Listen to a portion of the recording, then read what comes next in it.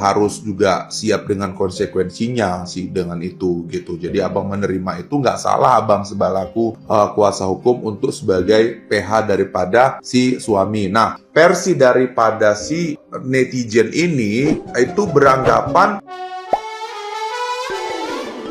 hola netizen yang tercinta, perseteruan antara Emi dengan suaminya Aden Wong masih menjadi sorotan. Terbaru, Hotman Paris membenarkan bahwa dirinya telah ditunjuk menjadi kuasa hukum Aden Wong. Atas keputusan tersebut, tidak sedikit netizen yang budiman menuding Hotman Paris menerima tawaran itu hanya demi uang lantaran Aden Wong merupakan seorang pebisnis kaya. Hotman Paris pun mengungkapkan motivasinya menerima tawaran menjadi kuasa hukum dari suami Emi tersebut. Melalui unggahan video di akun media sosial pribadinya, Hotman Paris membantah keputusannya membela Aden Wong karena uang. Hotman Paris mengungkapkan bahwa alasannya membela Aden Wong adalah terkait asuransi anak-anak kliennya. Dikatakan Hotman Paris, Aden Wong telah mengasuransikan seluruh keluarga dengan total 4 juta dolar atau senilai 61 miliar rupiah. Terlebih, salah satu putri Aden Wong dan Emi sempat ingin mengakhiri hidupnya. Maka dari itu, untuk mencegah anaknya melakukan hal serupa, Aden Wong memutuskan menjauhkan anak-anaknya dari Emi.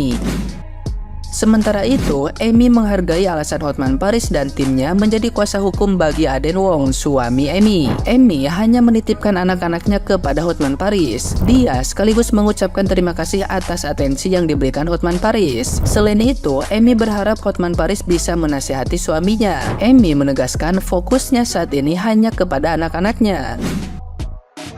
Kasus Ami, kasus keluarga warga negara Korea.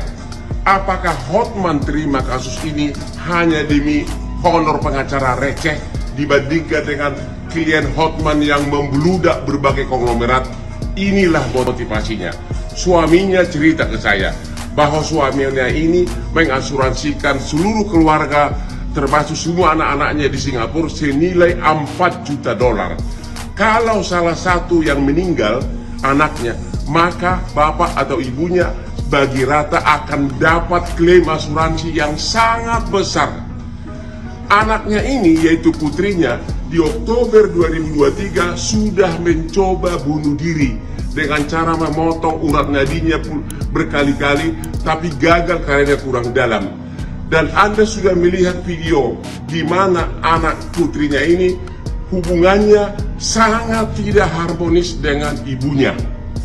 Untuk mencegah segala kemungkinan, makanya sekarang bapaknya ini membawa semua anaknya ke luar negeri tinggal dengan bapaknya. Anda pernah nggak nonton film-film barat cerita-cerita seperti ini? Anda biasakan, Anda sudah sering nonton cerita-cerita tentang cerita barat seperti ini. Coba Anda renungkan, itulah alasan Hotman menerima. Emang bener gue udah kaya, bukan honor pengacara recehan. Nah, gimana nih menurut netizen yang terhormat? Silahkan berkomentar ya. Bang Hotman, kan yang diperkarain kan bukan soal asuransi, bukan soal itu ibu sama anak nggak akur. Kan yang diperkarain sama si Emi ini kan dia mau ambil bayinya, dia mau sama bayinya, dia mau menyusui bayinya. Kenapa melebar kemana-mana sih? Lah, lagian juga si Emi-nya juga kan udah ikhlas, udah merelakan juga, malah mau jadi sponsornya kalau misalkan itu mereka berdua kawin. Yang dipermasalahkan di sini kan soal anak. Nah, terus kalau misalkan memang hubungan dia sama anaknya tidak akur, lah saya rasa itu semua orang juga sering begitu kok. Pasti saling bergesekan ibu dan anak. Di mana sih ada ibu dan anak yang tidak bergesekan atau berselisih paham? Kayaknya nggak ada deh. Hotman Paris lagi dibully sama netizen. Soalnya dia ngebela Aden Wong, si suami Korea yang dituduh selingkuh sama penyanyi dangdut Tisha Ernie. Nah, menurut si Hotman, Emi atau sang bini ini terlalu dibela-bela sama netizen. Jadi netizen nggak melihat dari dua sisi, gitu. Kata si Hotman, si Emi ini juga ada sisi salahnya. Jadi anak-anaknya ini sering disiksa oleh Emi. baik secara mental maupun fisik gitu. Bahkan ada salah satu anak mereka yang sudah pernah melakukan percobaan bunuh diri dengan menyayat nadinya, tapi keburu ditolong gitu. Dan kata Hotman lagi, mereka tuh punya asuransi jiwa yang kalau salah satu anaknya meninggal atau kalau anaknya meninggal, orang tuanya dapat uang jaminan yang gede banget, 4 juta dolar.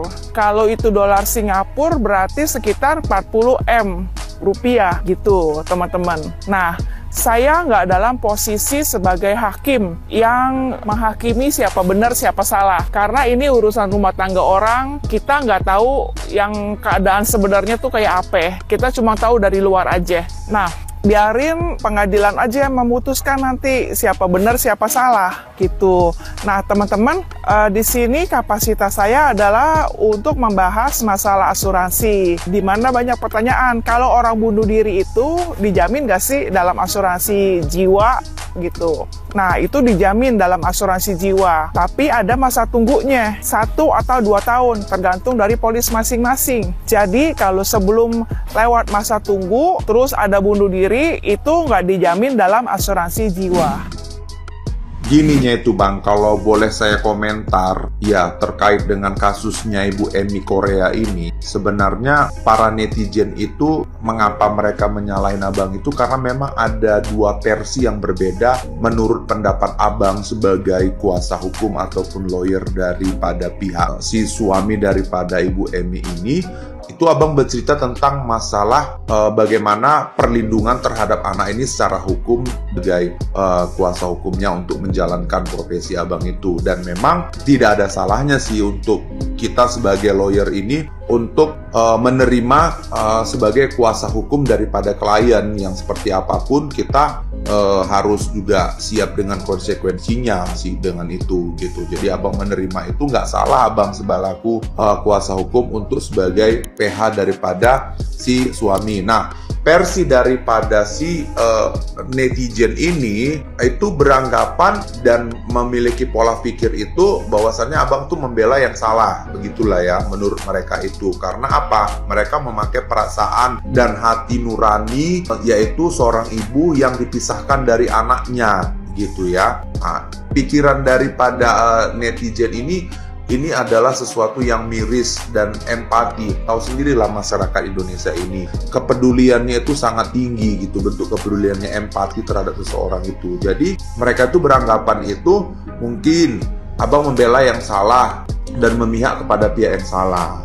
Nah, tapi di atas itu semuanya Bang, ini kan sebenarnya perkara-perkara bisa dikatakan perkara rumah tangga ataupun perkara pribadi yang berhubungan dengan perceraian dan hak asuh anak dan sebagainya, kan begitu. Nah, di samping itu juga perkara ini nanti kalaupun seandainya digugat cerai itu dilakukan bukan di negara Indonesia tapi di negara asalnya, yaitu di Singapura.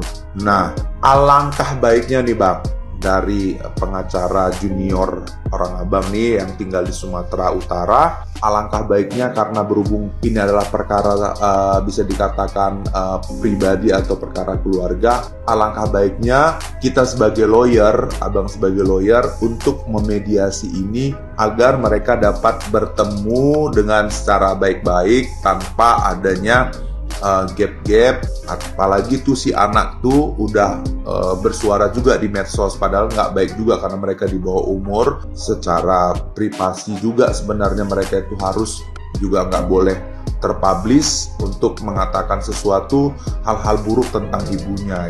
Alangkah baiknya Abang sebelaku lawyernya untuk bisa membicarakan ini dengan langkah-langkah mediasi, karena ini keluarga kan lebih baik seperti itu, pertemukan. Nah begitu, jadi Abang bisa konferensi pers terkait dengan itu, jangan melulu untuk berada di posisi selaku kuasa hukum daripada si pihak suami gitu. Alangkah baiknya yuk kita rangkul mereka berdua, ada jalan keluar yang terbaik sehingga keluarga ini kembali utuh ya. Karena biar gimana pun kedua belah pihak ini pasti dua-duanya ada kesalahan.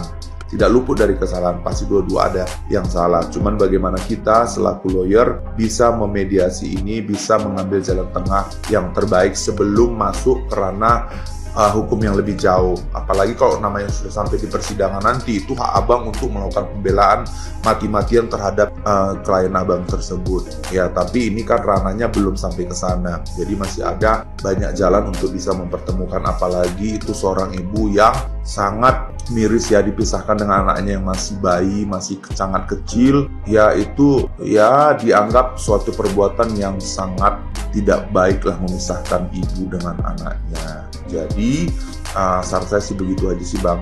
Oke, thank you, salam NKRI.